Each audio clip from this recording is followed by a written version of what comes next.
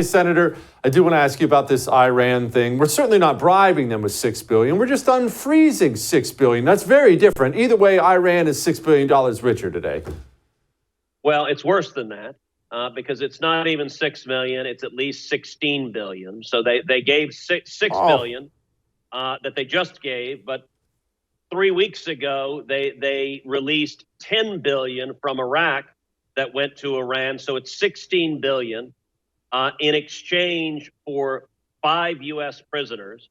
So they're now setting a bounty on every American of just north of $3 billion. And the consequence of this is multiple. Number one, the chances are 100% that money will be used to fund terrorism, that money will be used to attempt to murder Americans and to attempt to murder our allies. That the Biden administration is funding terrorists who are trying to kill us.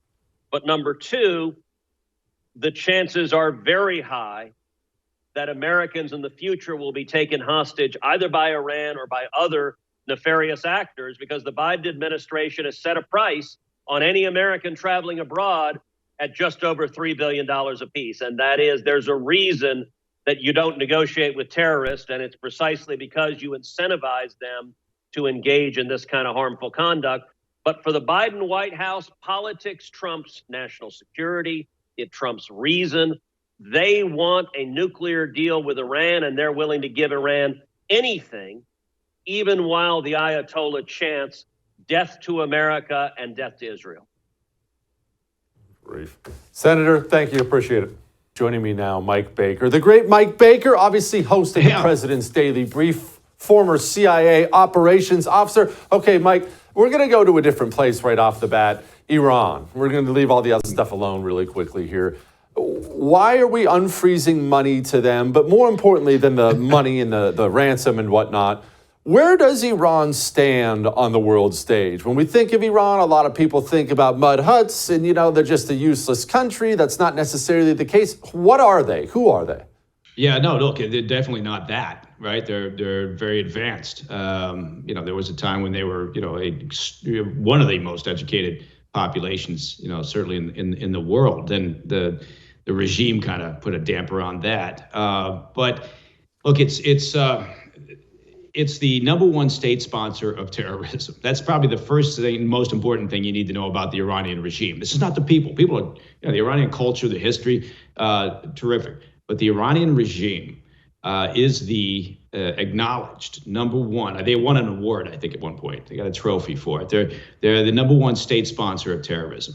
And that is really the problem. When we talk about unfreezing assets and we talk about this deal for the transfer of American citizens in exchange for 5 Iranians that we've been holding in prisons here in the U.S., plus the $6 billion that's been held and frozen in South Korea. The problem is, despite the White House claiming that we'll know if they misuse this money, we won't. The truth is that's not going to happen. Look, we can't even keep control of COVID funds, right?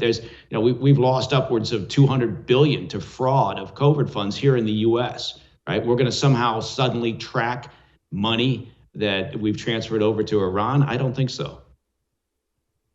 Okay, so should we be concerned about them? Are they really trying for a nuclear weapon? Is this just negotiation tactics? Are they going to be best buddies with Russia? What do we have to worry about when it comes to them? Why are they pushing our Navy around? Right, well, the problem is that they are pursuing a weapons technology, nuke weapons technology.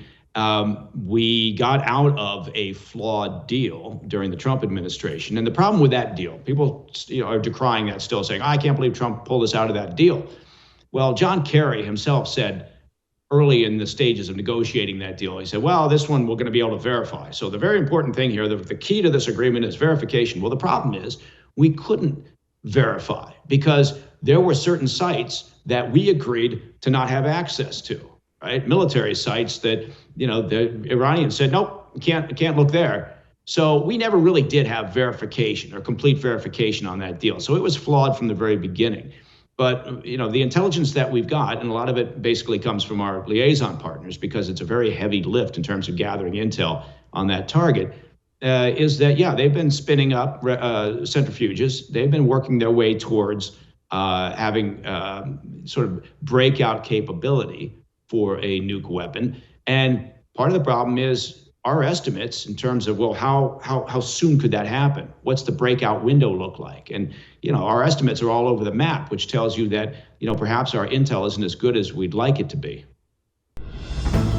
Imagine having your own personal spy available to you every single morning. Introducing the President's Daily Brief with Mike Baker. From behind the desk of a seasoned intelligence officer, Mike breaks down global events in a way once reserved for the President of the United States. New episodes every weekday morning. Get briefed, stay ahead. The President's Daily Brief with Mike Baker. Subscribe now wherever you get your podcasts.